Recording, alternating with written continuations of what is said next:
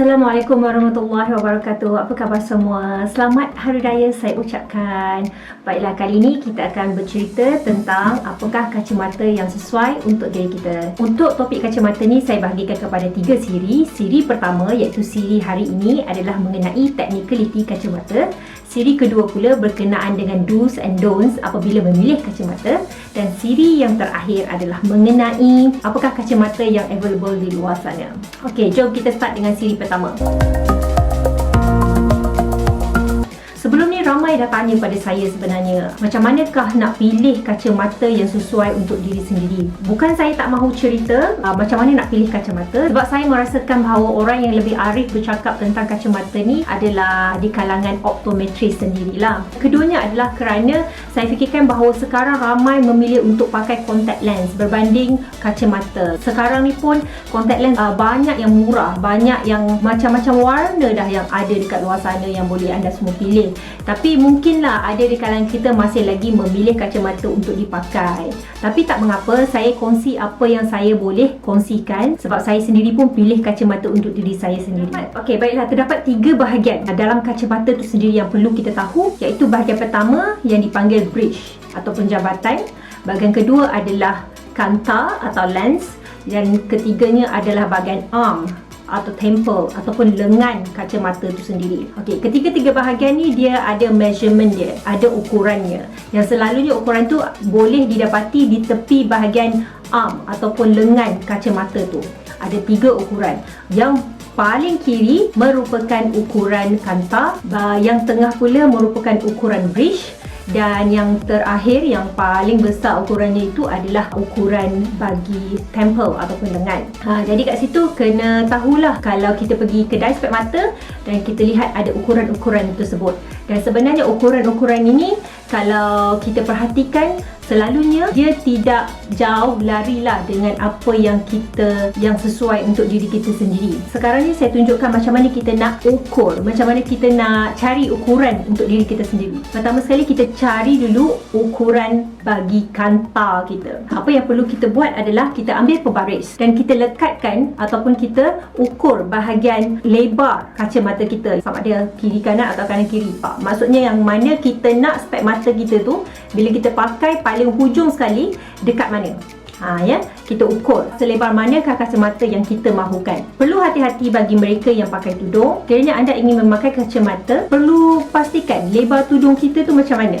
Sebab kadang-kadang bila kita pakai tudung, lebar tudung kita lebih kecil daripada lebar wajah kita yang sebenar. Jadi kita perlu decide lah lebar yang bagaimana sesuai untuk kita ambil sekiranya kita pakai tudung. Dan kalau kita buka tudung pula, lebar yang macam mana pula sesuai. Sebab itulah kadang-kadang setengah kita bila pakai spek mata yang terlalu lebar, tudung tu akan terkepak ke kiri. Ada setengah orang dia pakai spek mata di luar tudung langsung. Sebab kalau pakai dalam tudung memang dah tak muat lah, tudung tu akan nampak kembang. Jadi perlu pastikan bahawa lebar tu just nice fit kita punya lebar tudung. Okey. So kita ukur ukuran tersebut dan kita ambil ukuran tersebut. Letak dulu ukuran tersebut di tepi. Terusnya adalah kita nak cari ukuran bagi bridge ataupun jambatan di tengah-tengah hidung ni lah. Bila kita sebut tentang bridge ni, dia terdapat range ukuran yang mana sesuai untuk diri kita. Selalunya range yang diberi untuk bridge ni adalah antara 14mm hingga 24mm. Besar dia punya range tersebut. Dan bagi mereka yang mempunyai jarak mata yang jauh, range bridge selalunya antara 18mm ke atas. Manakala jarak antara mata tu agak-agak dekat, range bridge yang sesuai adalah antara 14 hingga 18mm. Seterusnya kita kena tengok kedudukan bridge tersebut. Ada setengah kacamata kedudukan bridge-nya sama paras dengan anak mata. Ada setengah bridge kedudukannya sama paras dengan kening. Jadi yang mana satu sesuai dengan diri kita. Kat sini kita perlu tengok kedudukan hidung kita lah. Kalau hidung kita sama paras dengan anak mata, seeloknya kita pilih the bridge yang sama paras dengan anak mata. Sekiranya hidung kita agak tinggi,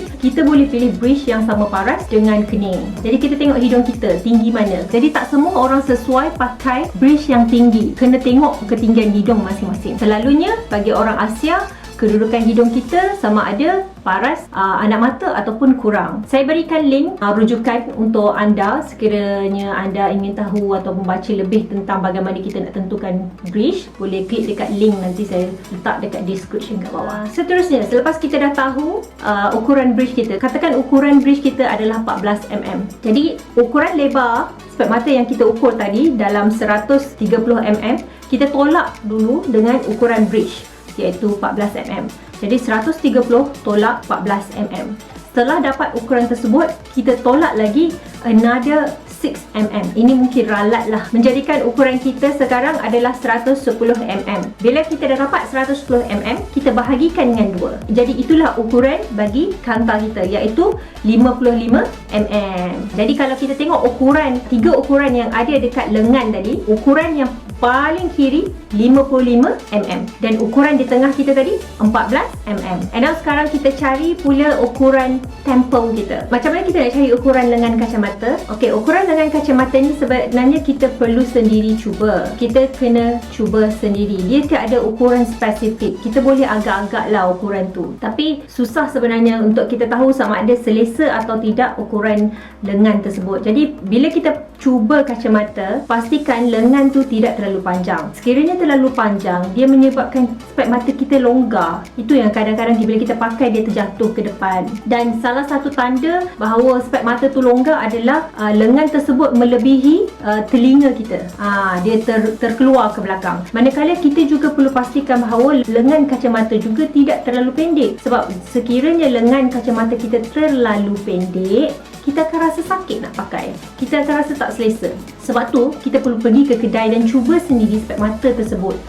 Supaya kita boleh tahu kedudukan bahawa temple ataupun lengan spek mata tu selesa ataupun tidak bila dipakai. Begitu juga dengan pad arm ataupun nose pad yang dekat kawasan tengah tu.